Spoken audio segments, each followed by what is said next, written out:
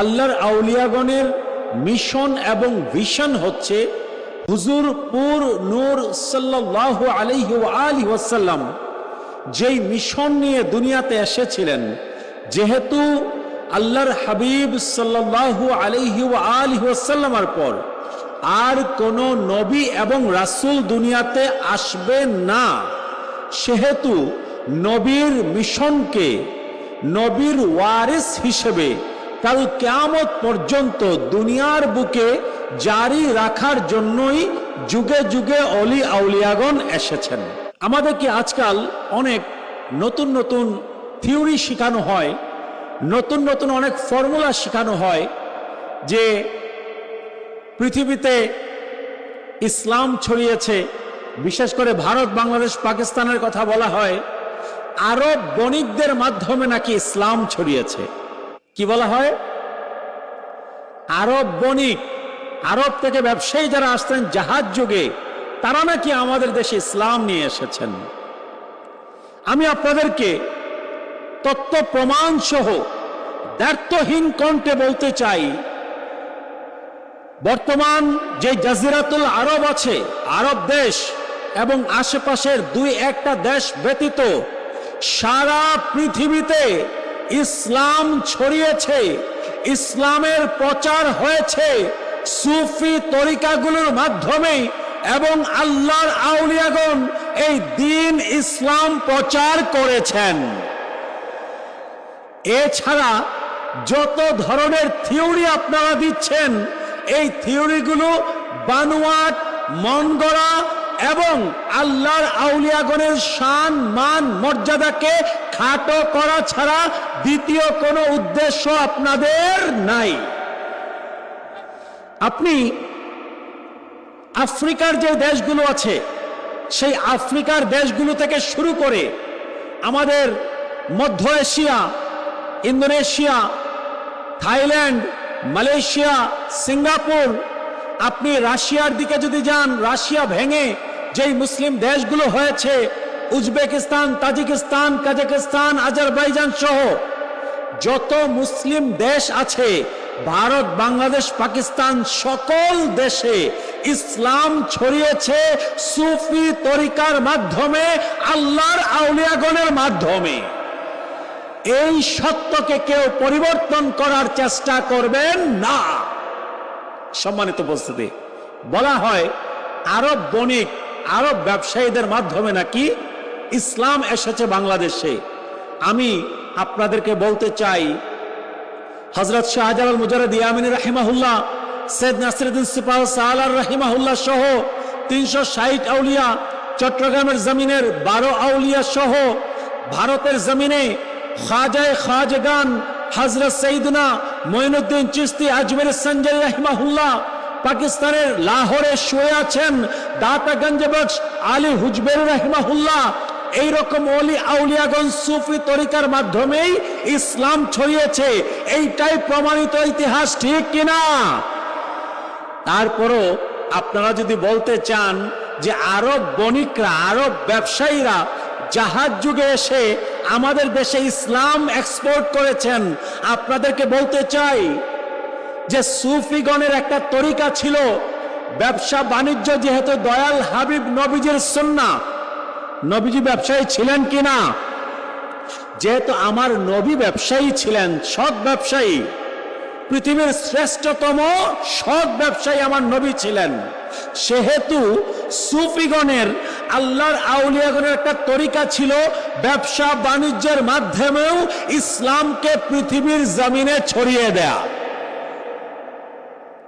একজন মহান আল্লাহর ওলি পাকিস্তানে শুয়ে আছেন, ওনার নাম হচ্ছে হযরত বাহাউদ্দিন জাকারিয়া মুলতানি রাহিমাহুল্লাহ, পাকিস্তানের মুলতানে শুয়ে আছেন।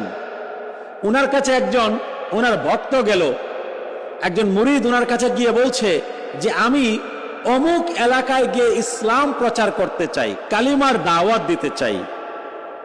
বিশ্ব ওলি খাজা বাবা ফরিদপুরি কুদ্দিসা সিরুহুল আজিজ যখন এই এলাকায় এসেছেন, আমি জানতে পেরেছি এই এলাকা ছিল হিন্দু অধ্যুষিত, ঠিক কিনা? বেশিরভাগ হিন্দু ভাই ব্রাদার আজকে ইসলামের সুশীতল ছায়া তলে এসেছেন এই দরবারের প্রতিষ্ঠাতা বিশ্ব ওলি খাজা বাবা ফরিদপুরি কুদ্দুস সিররুল আজিজের মাধ্যমে। বাস্তব প্রমাণ আপনাদের সামনে এখানে আছে, খুব বেশি দূর যেতে হবে না। তারপর আমি বলছি, যদি আপনারা বানোয়াট কোনো মিথ্যা থিওরি দিতে চান, শুনে রাখেন, ইমাম বাহাউদ্দিন জাকারিয়া মুলতানি রাহিমাহুল্লাহ ওনার সেই মুরিদকে বলছেন, বাবা তুমি সেই এলাকায় গেলে সরাসরি কাউকে গিয়ে কালিমার দাওয়াত দেওয়া শুরু করো না।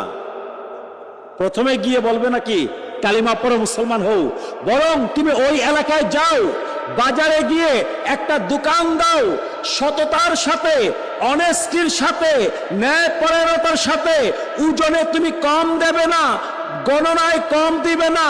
তোমার আচার আচরণ, বিনয়, নম্রতার মাধ্যমে তুমি যখন ব্যবসা করবে, একটা সময় দেখবে ওই এলাকার মানুষ তোমার আচার আচরণ ব্যবহার দেখে তোমার যে ধর্ম আছে সেই ধর্মের প্রতি দীক্ষিত হয়ে যাচ্ছে। আল্লাহর আউলিয়াগণ তাদের সেই আখলাক, সুমহান চরিত্র, সেই সুমহান চরিত্রের মাধ্যমেই ইসলাম প্রচার করেছেন। এ ভিন্ন আর কোন থিওরি আমাদের মুসলমান জনতা গ্রহণ করবে না। এই বাংলাদেশ, ভারত, পাকিস্তান সহ পৃথিবীর বেশিরভাগ মুসলমান দেশে আপনারা এখানে যেভাবে একত্রিত হয়েছেন, আলোচনার সময় অতি সংক্ষিপ্ত, মনে করবেন না শুধুমাত্র এখানেই বাংলাদেশ, ভারত, পাকিস্তানে তরিকত তাসাউফের খেদমত হয় না। আমরা নিজের চোখে দেখে এসেছি। আপনাদের দরবারের অনেকে এখনো মিশরের আল আজহার বিশ্ববিদ্যালয়ে পড়ালেখা করছেন। মিশর, সিরিয়া, ইয়েমেন, লেবানন সহ আরবের প্রায় প্রতিটা দেশে, এমনকি বর্তমান সৌদি আরবেও ইমাম মুহাম্মদ বিন আলাবী আল মালিকি রাহিমাহুল্লাহ অনেক বড় আল্লাহর ওয়ালি, অনেক বড় সুফি, অনেক বড় জগৎ বিখ্যাত আলিম ছিলেন, যার দরবার আমি নিজে জিয়ারত করেছি। ভয় পাওয়ার কিছু নাই। সারা পৃথিবীতে এখনো আহলুস সুন্নাহ ওয়াল জামাআতের আকীদায় বিশ্বাসী সুন্নি তরিকত তাসাউফ পন্থী মুসলমানরাই সংখ্যাগরিষ্ঠ আছে, ছিল এবং থাকবে ইনশাআল্লাহ। মিশরের জমিনে সৈয়দ আহমদ আল বদাবী রাহিমাহুল্লাহ, শেষ করে দিচ্ছি, মিশরের জমিনে আপনারা যে এইভাবে লক্ষ লক্ষ লক্ষ লক্ষ মানুষের জনসমুদ্র আজকে এখানে উরস ফাতেহ উপলক্ষে একত্রিত হয়েছেন। মিশরে কুতুব বলা হয়, মিশরের কুতুব ইমাম সৈয়দ আহমদ আল বদাবী রাহিমাহুল্লাহ, উনার মাজার শরীফেও উরস ফাতেহাতে এরকম লক্ষ লক্ষ মানুষের সমাগম হয়। তো আমরা সেই আকীদা, আহলুস সুন্নাহ ওয়াল জামাআতের আকীদা ধারণ করে, আমরা তরিকত তাসাউফের পথে আল্লাহর আউলিয়াগণের শিক্ষাকে ধারণ করে তাদের আখলাককে নিজের মাঝে বাস্তবায়ন করার চেষ্টার মাধ্যমে আমরা দিনের উপরে কায়েম থাকবো ইনশাআল্লাহ। আল্লাহ সুবহানাহু ওয়া তাআলা আমাদের সকলকে সেই তৌফিক দান করুন। আমিন। ওয়া আখিরু দাওয়ানা আনিল হামদুলিল্লাহি রাব্বিল আলামিন। আসসালামু আলাইকুম ওয়া রাহমাতুল্লাহি ওয়া বারাকাতুহু।